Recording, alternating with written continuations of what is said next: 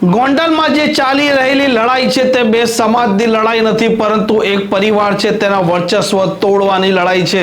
આ વાત કહી છે પાટીદાર અગ્રણી। કોણ છે અગ્રણી, શું છે મામલો, તે મુદ્દે વાત કરવી છે।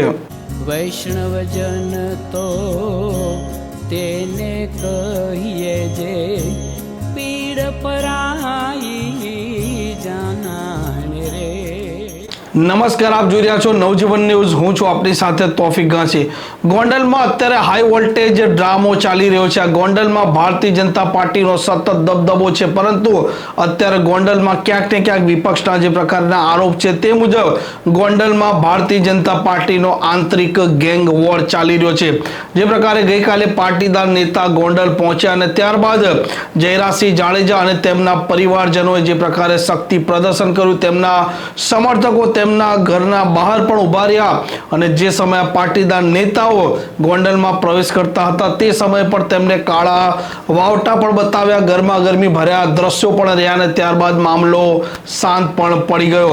ગોંડલના મામલે પાટીદાર અગ્રણી પરસોત્તમ પીપળિયાએ એક મોટું નિવેદન આપતા કહ્યું છે કે ગોંડલમાં જે ચાલી રહ્યું છે તેમાં એક પરિવાર છે તેના વર્ચસ્વની લડાઈ ચાલી રહી છે અને પરિવારનું વર્ચસ્વ તોડવાની પણ લડાઈ છે।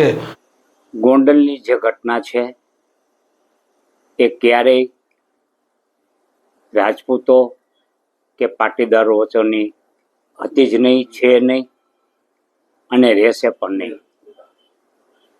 ગોંડલની ઘટના એ રાજપૂતો અને પાટીદારો વચ્ચેની ઘટના છે અને આંતરિક લડાઈ છે। આ એને સમાજ ઉપર ઠોકી બેસાડવી મારી દ્રષ્ટિએ જરા પણ વ્યાજબી નથી। ગોંડલની ઘટના છે એ વર્ચસ્વ તોડવાની લડાઈ છે। વર્ષો થયા જે વર્ચસ્વ એક પરિવારનું છે એ વર્ચસ્વ તોડવા માટેની આ લડાઈ છે। એટલે આને કોઈ જ્ઞાતિ સાથે જોડવી તે મારી દ્રષ્ટિએ ઉચિત નથી। સાહેબ, ખાસ ગત રોજની ઘટના જે વાત કરવામાં આવે છે, પાટીદાર અને ક્ષત્રિયની આમને સામને લાવવાના પ્રયાસ થયા, કારણ કે ગઈકાલે જે અલ્પેશ કથિરિયાના નિવેદનો સામે આવ્યા કે પાટીદારો પરેશાન છે ક્ષત્રિયોના કારણે, આ એક જ પરિવારના કારણે, એવી વાતો કરી રહ્યા હતા। આ કેટલું યોગ્ય તમારી દ્રષ્ટિએ? સર, આ બાબત છે એ રાજકીય ગેઇન મેળવવા માટેના આંદોલનના નિવેદનો છે અને સમાજ સાથે કાંઈ લાગતું વળગતું નથી। એટલે આને આંતરિક લડાઈને, ભાજપની જે આંતરિક લડાઈને સમાજ, પછી ક્ષત્રિય સમાજ હોય કે પટેલ સમાજ હોય કે કોઈ પણ સમાજ હોય, એની સાથે જોડવી એ વ્યાજબી નથી। સામાન્ય રીતે રાજકારણમાં જે બિરાજમાન લોકો છે તે પોતાની લડાઈને સમાજ ઉપર ઠોકી બેસાડતા હોય છે, પણ અહીંયા આ સમાજની લડાઈ નથી, એ સમજવું જરૂરી છે।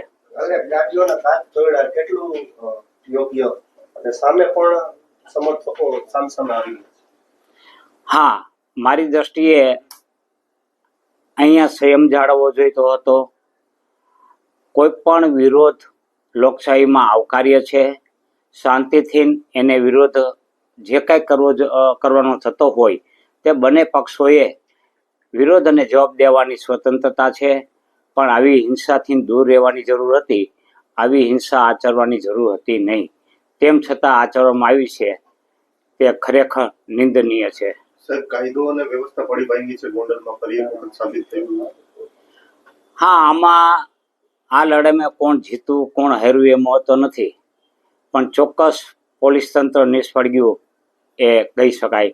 કારણ કે આગોતરી જાણ હોવા છતાં અને અસંખ્ય લોકો ભેગા થવાના હોવા છતાં પોલીસ તંત્ર વ્યાજબી સુરક્ષા આપવામાં નિષ્ફળ ગઈ અને કાનૂન વ્યવસ્થા જાળવવામાં નિષ્ફળ ગઈ।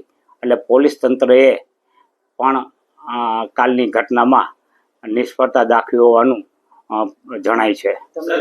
જ્ઞાતિવાદ કરતા ક્યાંક ને ક્યાંક રાજપૂતો વચ્ચેની લડાઈ હોય એવું લાગે? મેં પહેલા જ કહું છું, આ લડાઈ છે એ માત્ર ને માત્ર રાજપૂતો અને પાટીદારો વચ્ચેની લડાઈ છે. આ લડાઈ પાટીદાર અને રાજપૂતો વચ્ચેની નથી અને મહેરબાની કરીને આ લડાઈને કોઈ પણ રાજકીય હસ્તીઓ પાટીદાર અને રાજપૂતો વચ્ચેની લડાઈ તરીકે ઠોકી ન બેસાડે. સાહેબ, કાલે આપને લાગ્યું કે ક્યાંક ને ક્યાંક પોલીસ છે તે સ્થાનિક જે ધારાસભ્યના ઇશારે ક્યાંક કામ પ્રી કર્યું? પ્લાન આખું કર્યું હોય ને માત્ર ગોંડલની વાત નથી, પોલીસ છે એ સત્તાધીશોની કયાગરી થઈને રહે છે. એવા અનેક બનાવો છે અને આપ પણ અનુભવી શકો છો કે જ્યાં જ્યાં સત્તાધીશો જે પ્રમાણે આદેશ કરે છે એ પ્રમાણે તપાસ થાય છે. કોને છોડવા કોને હાલવવા એ પોલીસ તંત્ર નક્કી કરતું હોય છે. સત્તાધીશો નક્કી કરતા હોય છે ને પોલીસ તંત્ર એની અમલવારી કરે છે. આ પ્રકારના સમાચાર પ્રકારના અહેવાલ માટે નવજીવન ન્યૂઝ ત્યાં ચેનલ જોવાનું અને સબસ્ક્રાઇબ કરવાનું ભૂલતા નહીં. નમસ્કાર. વૈષ્ણવજન તો તેને કહીએ જે પીડ પરાઈ.